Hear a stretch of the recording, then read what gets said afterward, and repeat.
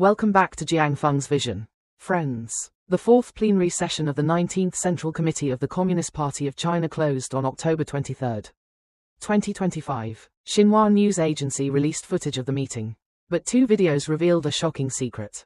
In the first video, Zhang Youxia was dressed in a neat military uniform, but his eyes were fixed on the table from beginning to end. He never raised his head and never glanced at Xi Jinping. His expression was solemn and austere, like a volcano about to erupt. In the second video, Xi Jinping walked into the meeting room with his chin raised high and his shoulders swayed broadly, like a gangster ready for a fight. The expression on his face was not calm or confident, but resentful and cowardly. This was a gambler who had lost everything at the poker table but refused to admit defeat and was ready to overturn the table at any time. Two people were in the same meeting room. Why didn't Zhang Youxia look at Xi Jinping? Why did Xi Jinping walk sideways? When you understand these details, you will understand that the Fourth Plenary Session of the 19th Central Committee of the Communist Party of China was not a conference of unity and victory, but a showdown and surrender. Let me tell you an even more terrifying detail. These videos were all released by Xinhua News Agency. What does Xinhua News Agency do? It is an official mouthpiece specializing in maintaining stability, creating momentum, and whitewashing the situation. Every shot they release is carefully selected. They chose the best angle, the most united image, the most harmonious expressions. So many cameras filmed for so long. If Zhang Youxia had looked up at Xi Jinping for even a second, had there been even a single shot with a more relaxed expression, Xinhua News Agency would have used that shot long ago. But what they released was Zhang Youxia with his head down, his eyelids lowered, his expression solemn and stern. This shows that Zhang Youxia remained in this state the entire time. From the beginning to the end of the meeting, he never raised his head. Even Xinhua News Agency couldn't find a good shot. Think about it. If this was a normal meeting, with normal power relations, would Zhang Youxia have kept his head down the entire time? No. He would have looked at the podium. He would have looked at Xi Jinping. He would have pretended to listen attentively and firmly support the meeting because it was politically correct. But he didn't. Even though he knew the cameras were filming, even though he knew the whole world would see it, he kept his head down the entire time. This wasn't just disdain, it was an extremely complex and intense emotion. He was enduring, he was waiting, he was calculating. He didn't dare look at Xi Jinping, for fear that his gaze would irritate this cornered beast. He didn't dare show any expression, because he knew this coup wasn't over and Xi Jinping could turn against him at any moment.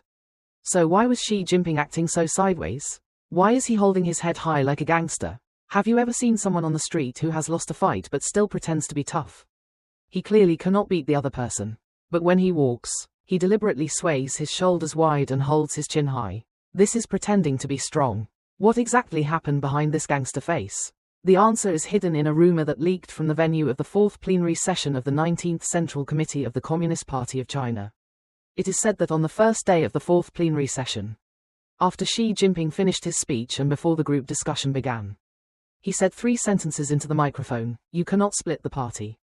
You cannot split the country, and you cannot live without me."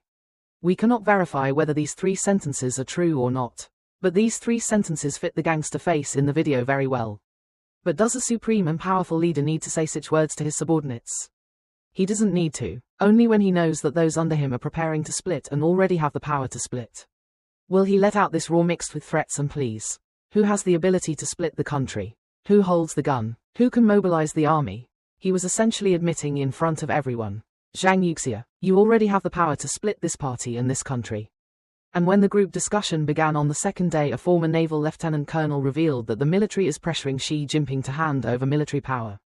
Military members and alternate members of the Central Committee are drafting a proposal demanding Xi Jinping resign as chairman of the Central Military Commission. Recalling September 30th, the road from Beijing, Hubei to Beijing was filmed with the movement of hundreds of military vehicles. Later, it was reported that the Jingxi Hotel was surrounded by the 82nd Group Army's Heavy Armored Brigade. Obviously, Zhang Youxia was afraid that Xi Jinping would mobilize the armed police or security forces. So he moved the troops to Beijing and put guns to Xi Jinping's head, telling him not to move. "That's my army outside. If you dare to move, I will attack you now." Looking back at those 2 videos, Zhang Youxia lowered his head and remained silent, his expression solemn. Xi Jinping walked sideways like a punk about to fight. No one knew who would strike first. But this power game was far more complicated than that. Let's use data to verify this judgment. A total of 315 members and alternate members of the Central Committee attended the Fourth Plenary Session of the 19th Central Committee. Sounds like a lot, right? But friends, what was the number at the closing of the 20th National Congress 3 years ago? It was 376.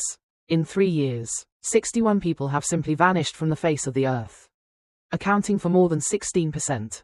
These people are the CCP's top elite, chosen from among thousands. They didn't die of illness in the countryside. They were quietly minced in the meat grinder of power.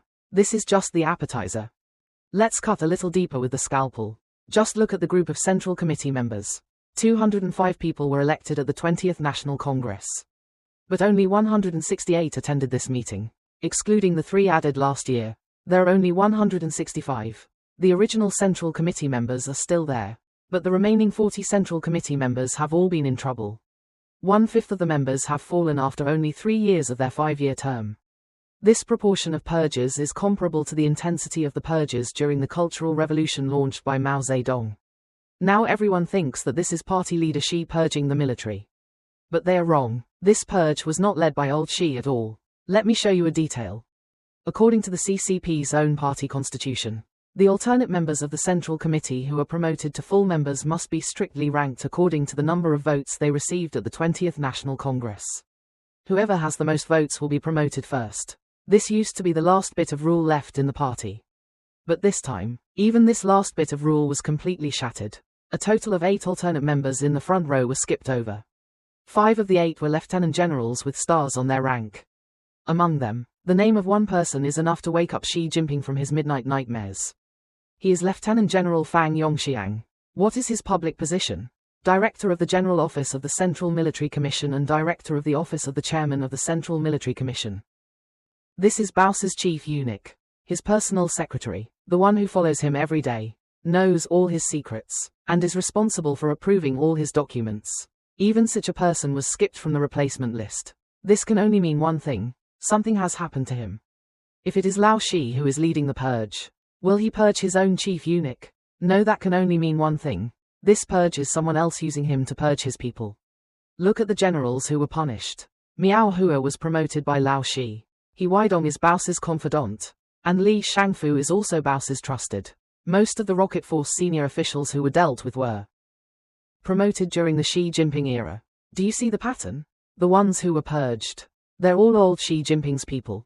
It's not the top leadership that's purging others, it's others who are purging their people. Who has the power to force party leader Xi into a corner and turn him into a puppet emperor? The answer lies in the resume of the newly appointed vice chairman of the Central Military Commission. Zhang Shengmin. Zhang Shengmin hailed from the former 2nd Artillery Corps, later the political work system of the Rocket Force. Since 2017, he's been the secretary of the Central Military Commission's Discipline Inspection Commission. Over the past few years, you've heard and seen about the fallen generals. From Li Shangfu to He Weidong to the decimated Rocket Force leaders. The person behind all these names, including those investigated, expelled from the party, and ultimately signed the report submitted to the Central Committee, was Zhang Shengmin. He was the direct orchestrator and chief executioner of this military purge. Now that such a person has been directly promoted to vice chairman of the Central Military Commission, he's essentially telling the entire military that the army's primary mission is no longer preparing for external war, but internal cleansing. But that's not the most crucial point. No matter how powerful an executioner is, he's just a knife. The real question is whose hand holds the knife. In the past, we all thought it was party leader Xi. But today I want to tell you, we were all wrong. Let's dig deeper into Zhang Shengmin's resume, and you'll find a shocking fact that has been deliberately hidden. Zhang Shengmin has had close interactions with Zhang Youxia since the early days of his military career, when Zhang Shengmin was working in the General Armaments Department in his early years. His immediate superior was Zhang Youxia, then director of the General Armaments Department. Later, the 2nd Artillery Rocket Force, where he worked for a long time, also received long-term business guidance from the General Armaments Department, which was headed by Zhang Youxia, in the field of equipment construction. In 2017, Zhang Youxia was promoted to vice chairman of the Central Military Commission. In the same year, Zhang Shengmin was appointed member of the Central Military Commission and secretary of the Discipline Inspection Commission. The two people are highly tied together politically. Now let's put all the pieces together, and a most realistic and terrifying picture of a coup emerges. The so-called purge of the army was not Xi's self-revolution at all. Instead, Zhang Youxia directed his confidant Zhang Shengmin to carry out a thorough targeted purge of all those in the army who did not belong to his faction and all the military supervisors planted by his subordinates. It was a modern version of the cleansing of the emperor's side. And after the purge was completed, Zhang Youxia then logically placed his sharpest and most loyal butcher knife, Zhang Shengmin, on the throne of vice chairman of the Central Military Commission and placed it on Xi's head, shining a cold light every day.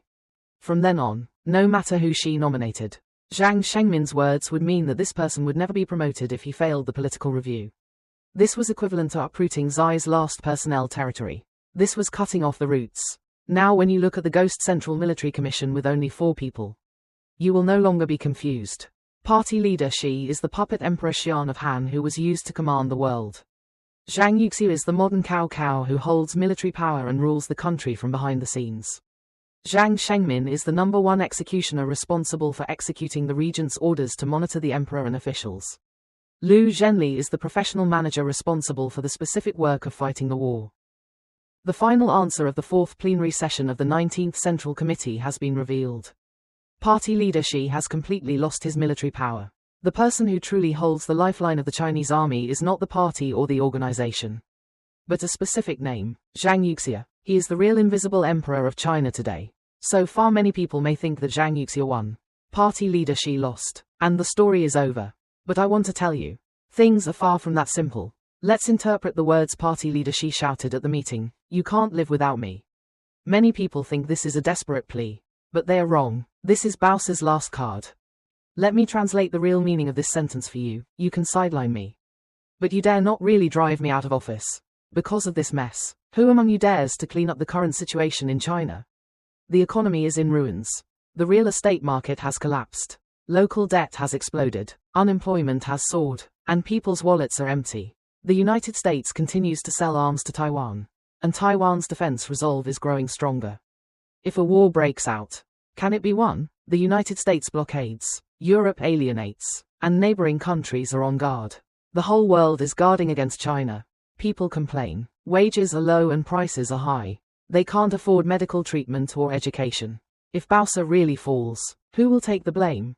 Will Zhang Youxia bear it himself? He won't, because he knows that once he sits on the stage and becomes chairman of the Central Military Commission and General Secretary, all contradictions will immediately be concentrated on him. If the economy continues to deteriorate, it will be because Zhang Youxia is incompetent and the Taiwan Strait War is lost. This is Zhang Youxia's responsibility. The people are rebelling against Zhang Youxia. Old Zhang will become the next old Xi. So Zhang Youxia needs party leader Xi to be alive, to continue to be in the front, to continue to be the scapegoat, and to continue to be scolded, while he himself hides behind the scenes, controls the military and governs the country from behind the scenes. So although party leader Xi has lost power, he still has one last card. His irreplaceability is not because he is capable, but because he is the best scapegoat. The current situation is that Zhang Youxia controls the military but dares not seize power. Old Xi has lost the military but will not step down. Neither of them can kill the other, and neither can live without the other. But the question is, will Bowser be willing to be a puppet forever? No. Look at the gangster face in the video. You can tell he is holding back, waiting for an opportunity, waiting for Zhang Youxia to make a mistake, waiting for an external crisis to break out, waiting for any opportunity that can make him overturn the table. And how long can this stalemate last? It can't last long. The external pressure is too great. The situation in the Taiwan Strait may get out of control at any time. The economy continues to decline. Internal factions are ready to make moves, and the people's dissatisfaction is accumulating. Any fuse will detonate this powder keg. By then, either old Xi will make the first move, or old Zhang will make the first move. One of them will die, or wait for the other to die first. Friends, please like and subscribe, not for me, but for yourselves to stay clear-headed. Next time someone tells you that Xi Jinping has stepped down, just ask him who will take the blame.